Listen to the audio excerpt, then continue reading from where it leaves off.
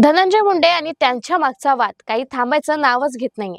त्यांचं मंत्रिपद गेल्यानंतरही त्यांनी आपल्या शासकीय बंगला सोडला नसल्याने काही दिवसापूर्वीच त्यांच्यावर टीका झाली होती। या टीकेवर सारवासारव करताना धनंजय मुंडे यांनी म्हटले होते की आजारपणामुळे मला मुंबईत राहणे आवश्यक आहे। माझ्या मुलीच्या शाळेचाही प्रश्न आहे, त्यामुळे निवासस्थान रिक्त करण्यासाठी मी मुदतवाढ मागितली आहे। याआधी अनेक माजी मंत्र्यांना अशा प्रकारे मुदतवाढ देण्यात आली आहे, असेही ते म्हणाले। पण आता हे प्रकरण इथेच थांबलेलं नाही। आज लोकसत्ता या दैनिकाने चौपाटीवर घर असतानाही धनंजय मुंडे सरकारी बंगल्यात या मथळ्याखाली वृत्त प्रकाशित केले। त्यामुळे पुन्हा आमदार धनंजय मुंडे वादाच्या भोवऱ्यात सापडलेत। नेमकं काय आहे संपूर्ण प्रकरण जाणून घेऊयात आजच्या या व्हिडिओच्या माध्यमातून। नमस्कार, मी कोमल आणि तुम्ही पाहतायत कार्यारंभ। मसाजोगचे सरपंच संतोष देशमुख यांच्या हत्या प्रकरणाने संपूर्ण महाराष्ट्र हादरून गेला होता। या प्रकरणात धनंजय मुंडे यांचे सहकारी वाल्मिक कराडचे नाव आल्यानंतर धनंजय मुंडे यांना आपल्या मंत्रिपदाचा राजीनामा द्यावा लागला होता।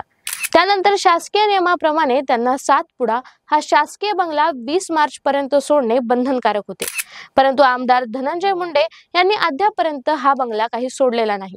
त्यामुळे शासकीय नियमांनुसार त्यांना या बंगल्याच्या दंडापोटी एकूण 42 लाख रुपयांचा भरणा करावा लागणार आहे। हे झाले शासकीय बंगल्याबद्दल।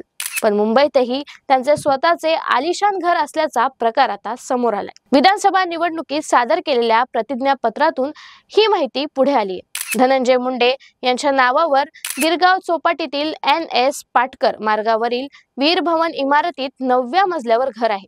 डिसेंबर 2023 मध्ये मुंडे आणि त्यांच्या पत्नीने हे घर 16,50 लाख रुपयांना खरेदी केले होते। 902 असा या घराचा क्रमांक आहे। धनंजय मुंडेचे हे घर तब्बल 2151 चौरस फुटाचे। मात्र मंत्रिपद गेल्यानंतर देखील ते सरकारी निवासस्थानात राहत आहेत। धनंजय मुंडे यांनी स्वतः या बंगल्यासाठी 10 कोटी रुपये खर्च केला होता। या घरात सध्या कुणीही राहत नाही।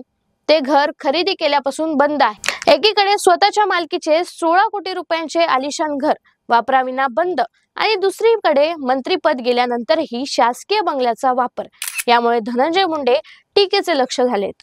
दुसरीकडे आमदार धनंजय मुंडे यांच्या राजीनाम्यानंतर छगन भुजबळ यांना मंत्री करण्यात आले।